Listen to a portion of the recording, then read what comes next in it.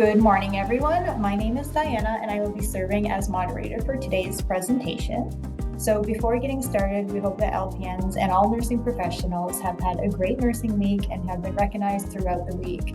We at ANB-LPN would like to acknowledge the dedication and passion that the LPNs of New Brunswick show every single day. Nursing is a very challenging profession. However, it is also very respected and very rewarding profession that touches every single person at some point in their life. Always be proud to be an LPN. We wish you a very happy nursing week and thank you for all that you do. Today, we are pleased to welcome Dr. Helen Rees. Helen has been serving the Canadian public in Ontario, PEI, and New Brunswick for over 12 years. A licensed New Brunswick podiatrist with specialisms in diabetes, soft tissue surgery, and plantar warts.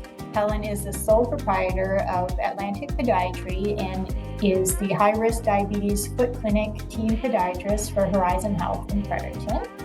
Helen's professional experience injects sector-specific insight into decision-making at the forefront of the development and innovation of both public and private branches of pediatric medicine.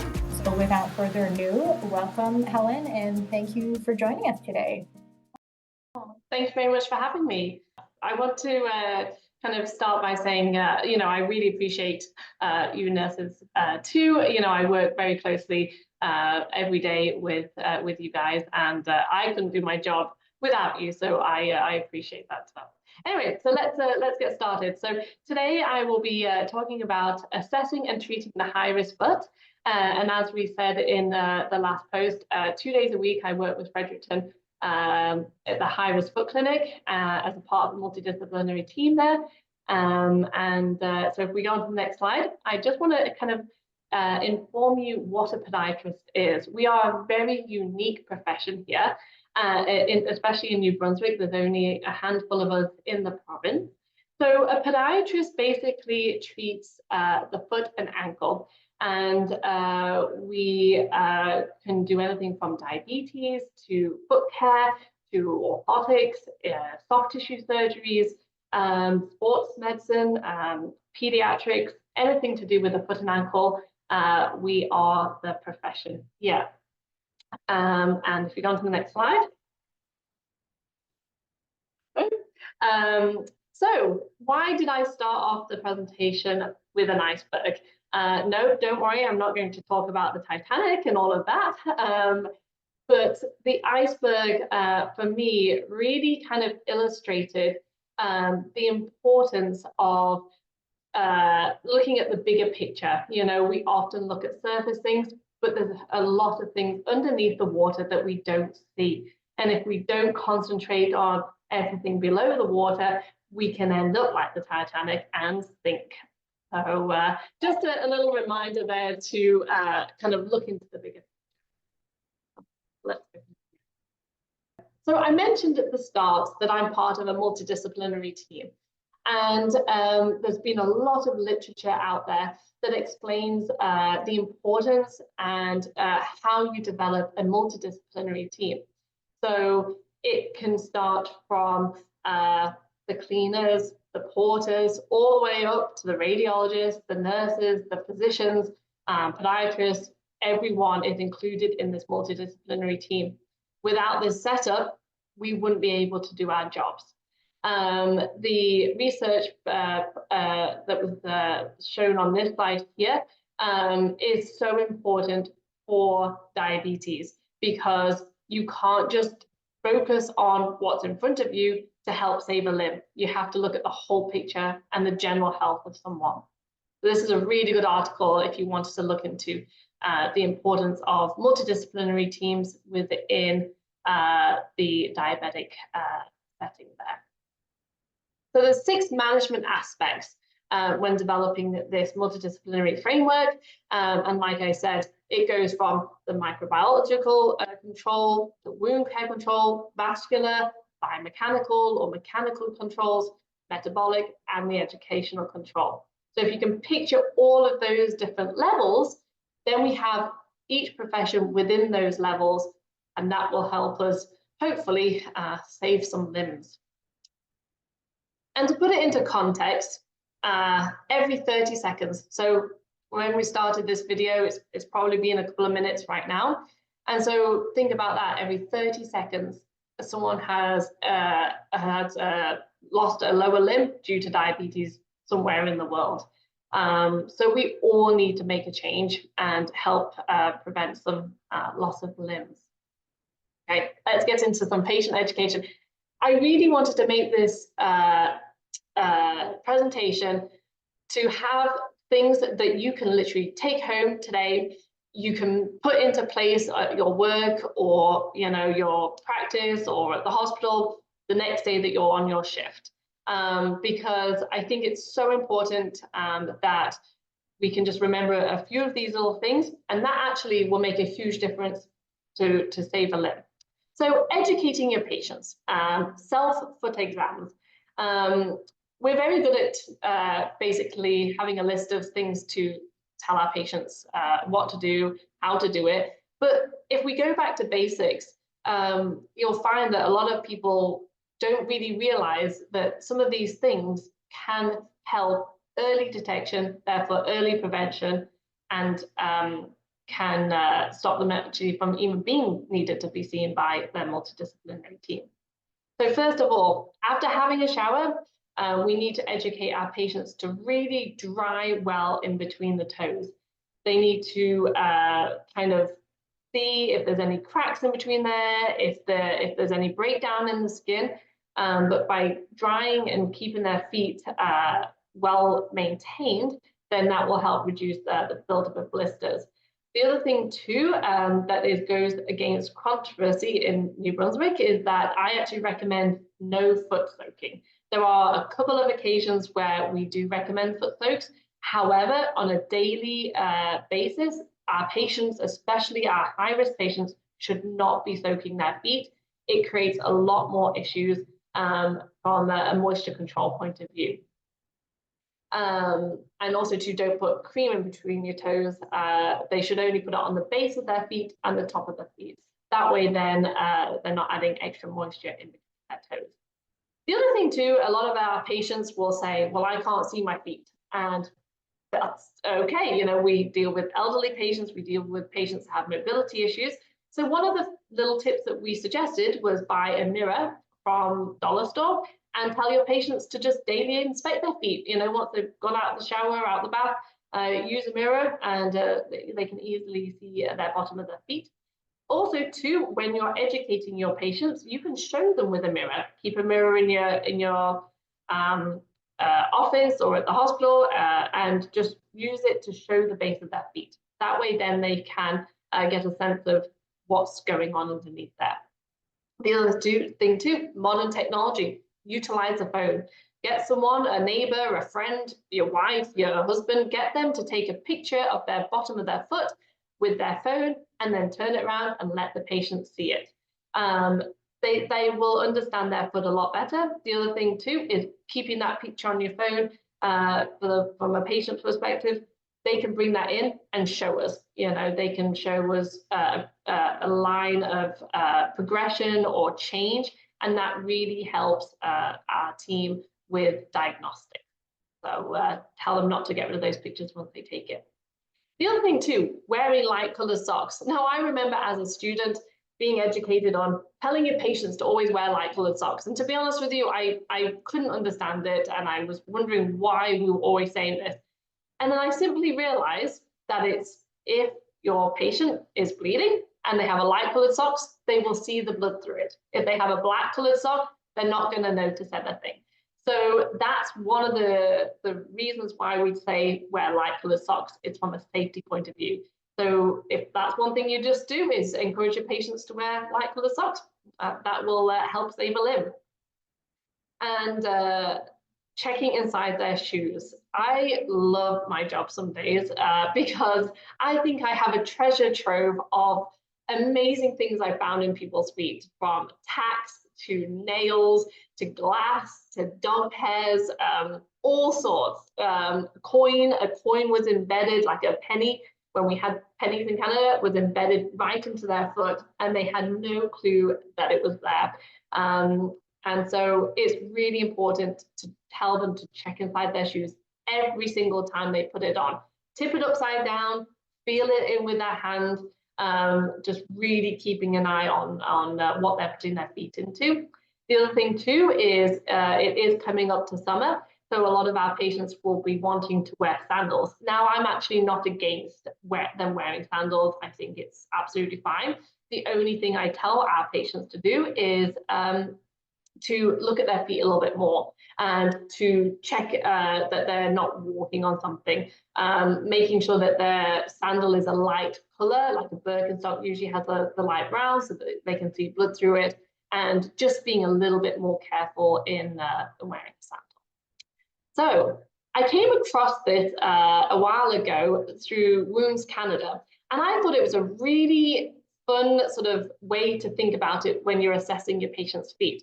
So you just need to remember, look, feel, and ask.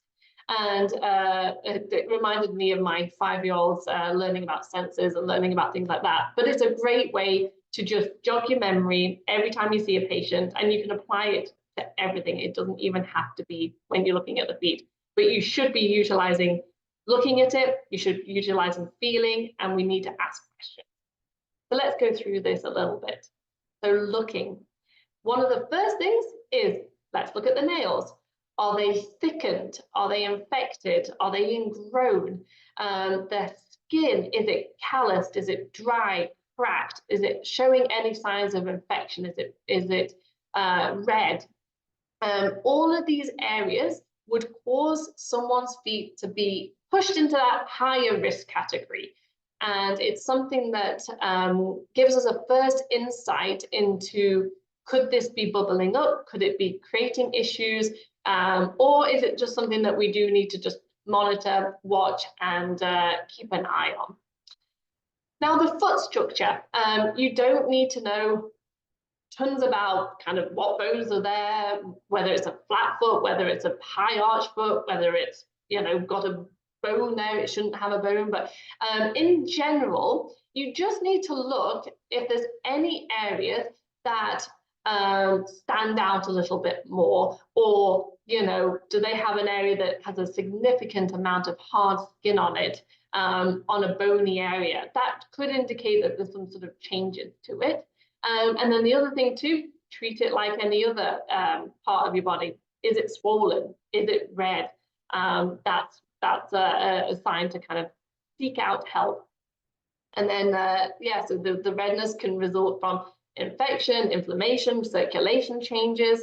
In New Brunswick, it's very common that our patients will get what we call Raynaud's disease in their feet. They'll end up with white toes, red toes, purple toes, little breakdown in the skin. And especially with people with diabetes, because it's autoimmune related, we see it more common. So look for changes in their skin tone and their skin color. Obviously check the capillary refill. Anything like that, it's so important to report and make a note of, take a picture of, and get them seen by a specialist. The other thing that we can now utilize, I don't know whether it's the same for everyone, and I actually just see it on the feel one, but foot temperature. COVID has some benefits. We all got introduced to these thermometers that we never utilized before. They're everywhere in the hospital. You'll probably be able to pick one up. And we can use thermometers now very well with the feet, because if there's an area of higher temperature, if there's an area of cold temperature, we can actually see if there's 1 foot warmer, 1 foot colder, and that will help to make sure that we are actually gaining enough information to help our patients. So I'll go back to that in a minute. But and then shoes, footwear. As I said, making sure that they fit correctly, making sure that they're supportive. Most patients will ask, well, what brand should I wear? What should I do? It doesn't matter. As long as they're fitting correctly, they're not tight, there's not got a lot of seams on there, or bumps in the shoe that can create an issue, then that's kind of what we look out for. And again, that foreign objects and rough edges to things, it's something to look for. So let's move on to feel. So foot temperature. I just wanted to give an overview a little kind of oversight into foot temperature, because we do it so commonly with checking the temperature if someone's sick, if they have, the flu and things like that. But we actually do utilize it with the feet. One of the first sort of studies that are going on is it's actually in England, but they are developing foot mats that patients can put their feet on, and it alerts for any hot spots in their feet, because we're finding that small changes in temperatures throughout the foot can be the first thing to change when it comes to neuropathy issues, but also something called Charcot foot, where the foot actually collapses, and it can actually really affect someone's mobility, and it can cause loss of limb as well when that foot collapses, which is a condition called Charcot foot. So temperature is a really good tool. We often do it in our practice as a routine check, and we keep an idea of it. But also too, we look for temperature changes. So if one toe is really red and inflamed, if it has a temperature change of more than 3 or 4 degrees, we know that infection could be bubbling up, and I usually will prescribe an antibiotic at that point. The other thing too to feel is the pulses. I will kind of touch base on the pulses coming up in the vascular area, but there's 2 main pulses in the foot: the one on the top, the dorsalis pedis, and the one on the side. And it is so important to make sure you can feel the pulse. It doesn't really matter at this point whether it's really slow, irregular. We just want to make sure that they have a pulse to their foot. If you're struggling to find the pulse with your fingers, look for other signs. Is there hair growth? Is the capillary refill good? Is the skin color good? And then obviously refer on to a specialist to kind of get that blood supply checked a little bit more. And the range of motion. So this goes back to kind of the foot structure. We don't really need to know whether it's fully within the accordance of all the researched mobility kind of areas. However, just make sure that with their toe, the big toe, that it's not really cracking, that it's not really stiff, and make sure that they've got enough range of motions in their ankle joint so that they can dorsiflex and plantar flex their foot, just to make sure they're not going to trip. Obviously, utilize your skills with the balance and the fall prevention. That's great information on Horizon that will help to assess the range of motion as well. And then the sensation. We have, the disposable monofilaments, and I will go over them in a bit more detail to come. But using a small monofilament to test for loss of sensation is important. But also, if you touch their feet with your hands, and they say, oh, when you feel there with one hand, it feels different than on the other foot. That should send little warning signs off to investigate it further. And when you're feeling it, do they jump? Do they overreact to things? Some people can become very hypersensitive and will respond kind of way beyond what we should by just touching the feet. So asking, we should utilize our patients all the time. They can provide us with the most information that we can ever establish, and we need to not only ask, but we also need to listen to them as well. They know their feet the best, really, and their body. We just need to kind of put it all together. So some of the questions that I thought might just be ones to remember, to kind of have in the back of your mind when it comes to assessing the high-risk diabetic foot are, do your feet ever feel numb? A lot of patients come in and they say, I just feel like I'm walking on an extra layer of skin, or in a shoe, but I don't have a shoe on, or my sock feels crumpled up and I just feel like I'm walking on something. That can indicate a numbness sort of feeling. The common one is, do they tingle? Do they feel like you've been walking in a high heel shoe every day and they're just tingling and just not feeling good? Do they feel like they are burning? Do they feel like they're insects crawling all over them? These shows hypersensitivity, which is a really first indication of neuropathy or neurological sort of changes within the feet.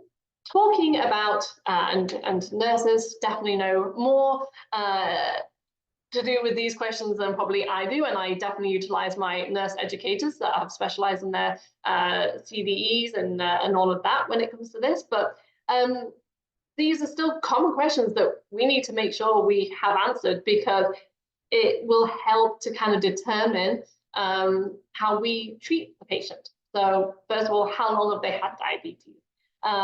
If they've only been newly diagnosed, they may not have many issues with their feet.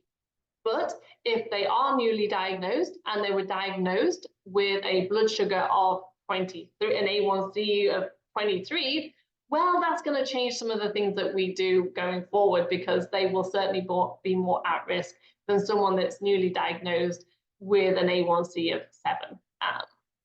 So those two questions kind of went together there. How long have you had diabetes, and what was your blood sugars at diagnosis, but also to now, how well controlled is it?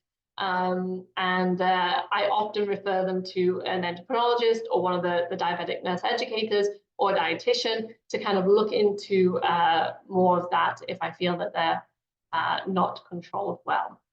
And then a really simple question: have they ever had foot ulcers before? Have they ever had an amputation? Unfortunately, the statistics really do increase if they've had previous foot ulcers and previous amputations. So we do follow them a lot closer. Key things to remember. Make sure that their patients are checking their feet daily. We need to encourage them to visit healthcare professionals regularly, whether that's an outpatient, whether that's a family doctor, whether that's a podiatrist in the hospital or privately, or a nurse or anyone. And then if they do detect any signs that concern them, they need to seek immediate attention from a foot care team. So key things to remember there. So we're going to kind of go into a little bit about the diabetic foot aspect.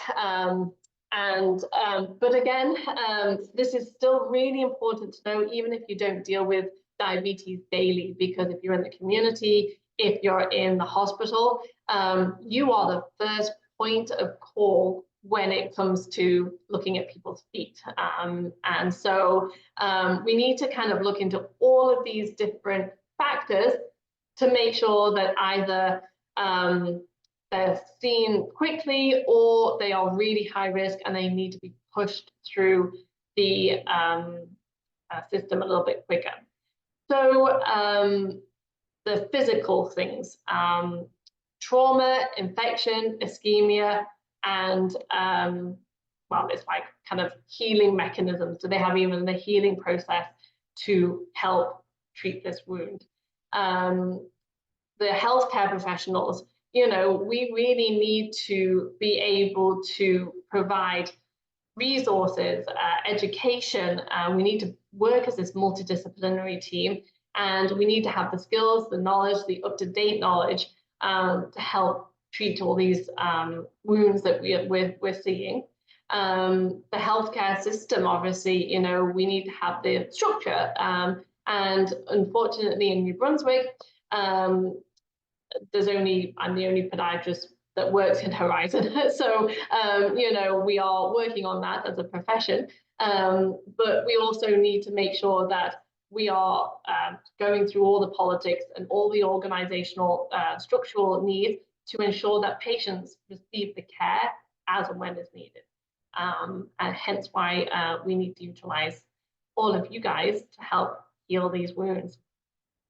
And the patient's behavioral, I really was quite naive to all of this as I was a student and starting my career, because you know, we feel that as podiatrists, nurses, doctors, that we can really do everything to heal wounds, to give the best patient care, but also we need to ensure that we are actually looking after our patients as well.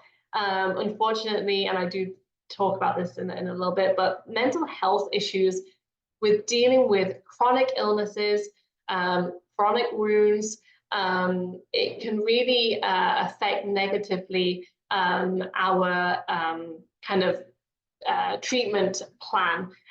We need to also make sure that the patients are able, from a social economic point of view, to have everything to carry on this. We can't just say, go and buy these $400 orthotics. We can't say, you know, you need an air cast boot and hand them off. We need to work with them to make sure that we are equipping them for success. We actually have a really good social worker that works part of our team that definitely helps with all that sort of thing too. But really remembering that your patient, no matter what they're coming in for, no matter their culture, their social economic factor, you know, we need to treat them as a person. And at each visit, we need to be assessing their level of care on that day. So why is the diabetic foot so vulnerable? Just to summarize it, there's two main areas that we get concerned with: ischemia and neuropathy. And we'll break them down in the next few slides.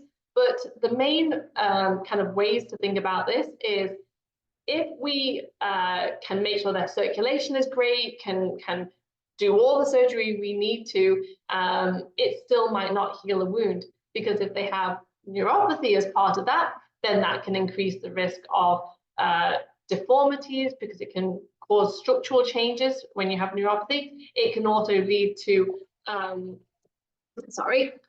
drier skin, cracks, and then also to sensory things. They might not even be able to detect it. So let's break it down. So with ischemia and peripheral arterial disease, some of the questions kind of that we ask is to the patient: are they getting any pains at night time? When they walked from the hospital car park up to the ward where we're seeing them, do they experience any pain in their calves? Do they have to stop and rub everything? Do they have to kind of go shopping with their friends, but sit down and have a coffee and break it up a little bit? Those are all histories of peripheral arterial disease, or that ischemia could be setting in. So here we were talking about the pulses in their foot, the dorsalis pedis, the pulse on the top of the foot, and the posterior tibial artery, which is on the side. And we really just need to know whether these pulses are there and what they're sounding like. We often do use a Doppler to just kind of get the different sounds, but even if you can just feel it, it's still really vital. Just a little heads up, the dorsalis pedis not everyone has it. I can't remember the percentage at the moment, but you sometimes can't feel the one on the top of the foot. So don't worry if you can't. Look out, use common sense. Is there any other signs of vascular issues? And if there are, please reach out to a vascular specialist or a podiatrist or anyone that's part of that multidisciplinary team. So the ABPI and toe pressures are becoming a very popular way that we can get more information. So I just put it in there to say, when you send someone to us and you can't detect it, or there's something kind of showing, that's what we tend to do. We tend to do toe pressures or ABPI. And neuropathy. This is the most common one that patients kind of will start talking to you about. Just a little insight though, neuropathy doesn't always have to be linked to diabetes. It's just a little reminder that neuropathy, sometimes we never know the cause of numbness in people's feet or hands. And then it can be caused by back issues, other systemic illnesses. So, kind of making sure that the neuropathy that we're looking at is more linked to their diabetes. And this is what we're focusing on today. So this is just for people with diabetes that's causing their neuropathy.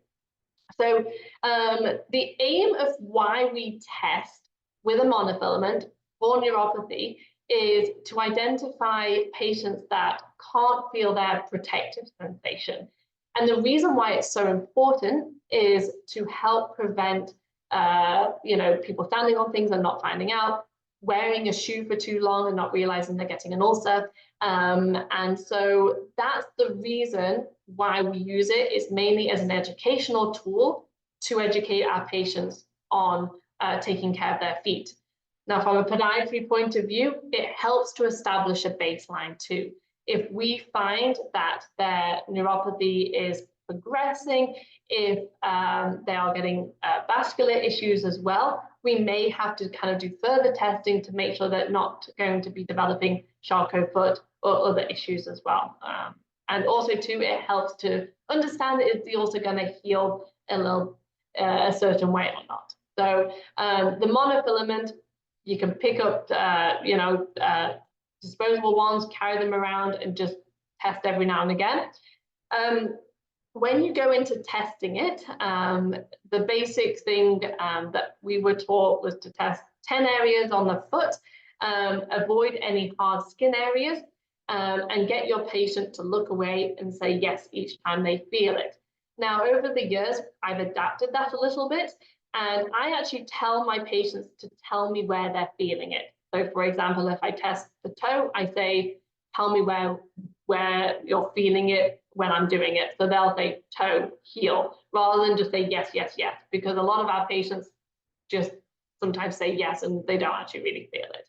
So that's just a different way of doing it. I actually get them to tell me where they're feeling it rather than just a yes.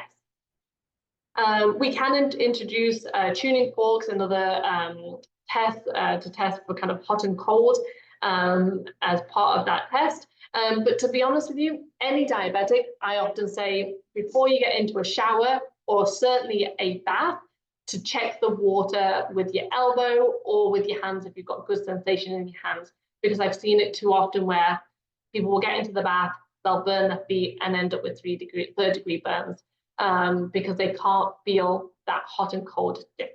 So it's really important. The other thing, we're coming into summer, make sure they put sun cream on their feet, because they'll sit out in the sun, they'll put it on their whole body, and people with neuropathy will not be able to detect if their feet are getting hot to touch or sunburned.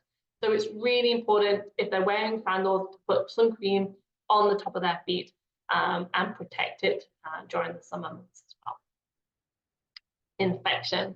I feel very wrong in some ways to talk about infection, because we have fantastic infectious disease doctors which go above and beyond my knowledge. But from a podiatry point of view, trying to kind of help everyone understand infection from wounds, I just wanted to kind of put this slide on there that you can reflect on, because if there's an infection in the wound, no matter what we do, it's not going to heal it. The other thing too is infection can change or kind of make us use different wound dressings.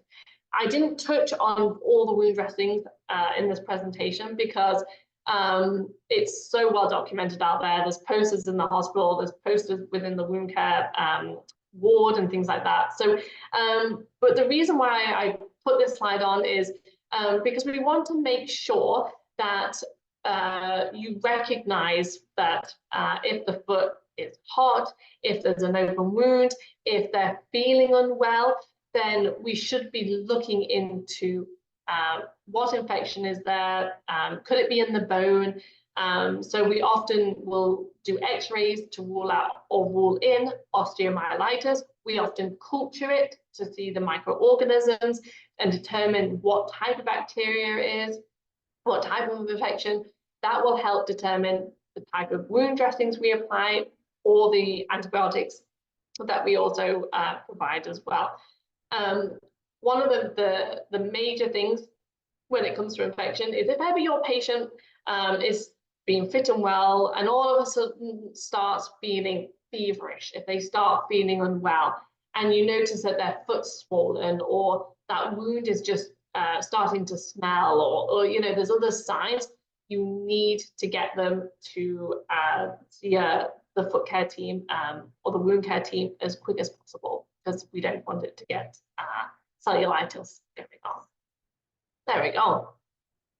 And yeah, so depression. I know you probably are wondering why a podiatrist is talking about depression, but unfortunately, like I said, we are dealing with patients that have chronic illnesses.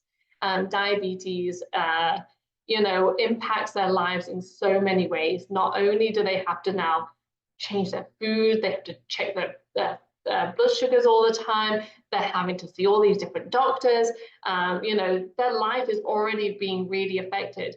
And then I come along and then start talking to them about their feet and the risks. And unfortunately, a large part of my day is trying to help them understand that, not everyone will lose their foot when they have diabetes. It's not a death sort of sentence from that point of view. But if we can work with your diabetic educator, if we can work with your family doctor and the team to help you improve your blood sugars, then it will help us to protect your feet. A lot of our patients are concerned that they'll lose a leg and then they won't be able to perform simple tasks and things like that. And then if they have had an amputation, they're concerned that they're going to lose the other leg. So we really need to really educate and listen to our patients on what their concerns are on that day. We don't just debride their wound, kind of patch it up and send them on their way. We really need to understand, is this affecting their job? Do they need time off work? How do we get all that set up that's not going to cause them financial struggles? Are they concerned with the smell of the wound and their partner, being affected by it? Or, if they have had a toe amputation, are they going to not be able to drive again, and things like that? So it's working with each individual's concerns and worries, and just making sure that their well-being is well looked after. And obviously putting them into contact with mental health services and support in that sense if we can't help them on that day. So remember, quality of life is really important.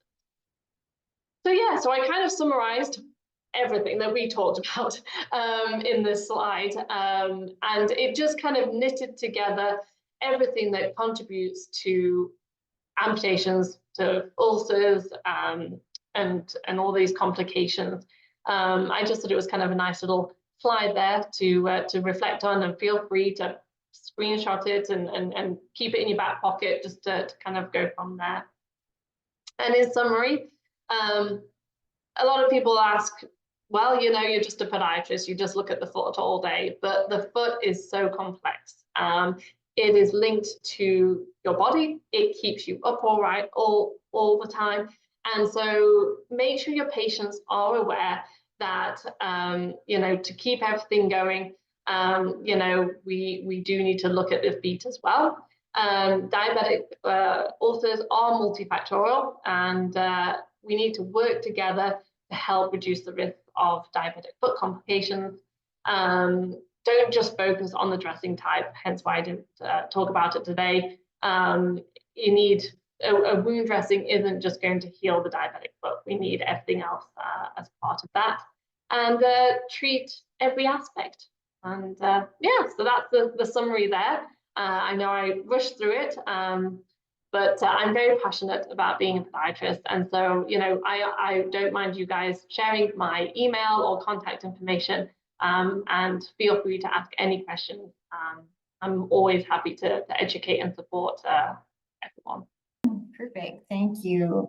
I like the angle that you kind of took. A lot of times you see like the foot care where it's, you're focused more on, like you said, the dressings or what this sore looks like or what that looks like, where you're kind of approaching it from a different angle, like to help even like the clients recognize what they're looking for. And so it's just a nice angle to come at that makes it a little bit different than the usual education that you're getting on this topic. So that's that's a nice, refreshing approach, I guess. So yeah, we'd just like to thank you for your time today. I'm sure you've got lots more to do today, being the podiatrist.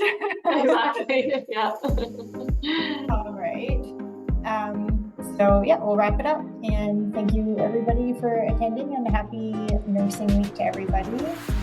And thank you, Helen, for Thank you very much today.